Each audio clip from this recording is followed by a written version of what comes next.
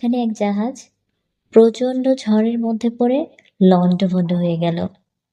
সেই জাহাজের বেঁচে যাওয়া এক যাত্রী ভাসতে ভাসতে এক নির্জন দ্বীপে এসে পৌঁছালো। জ্ঞান ফেরার পর প্রথমে সে আল্লাহর কাছে প্রাণ খুলে ধন্যবাদ জানালো তার জীবন বাঁচানোর জন্য।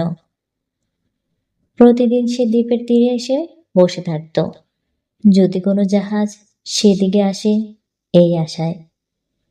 কিন্তু প্রতিদিনই তাকে হতাশ হয়ে ফিরে আসতে হতো। এরই মধ্যে সে সমুদ্রের তীরে তার জন্য একটা ছোট্ট ঘর তৈরি করে ফেলল। সমুদ্রের মাছ ধরে এবং বন থেকে ফলমূল খেয়ে সে বেঁচে থাকত। এর মধ্যে সে একদিন খাবারের খোঁজে বনের মধ্যে গেল।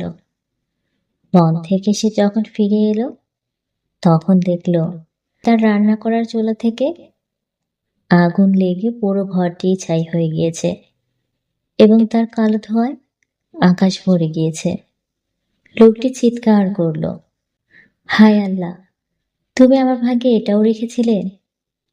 পরদিন সকালবেলা এক জাহাজের আওয়াজে তার ঘুম ভাঙল। জাহাজটি সেই দ্বীপের দিকে তাকে উদ্ধার করার জন্য আসছিল।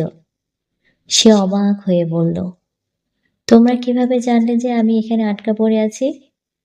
জাহাজের ক্যাপ্টেন জানালো, তোমার জ্বালানো ধোঁয়ার সংকেত দেখে।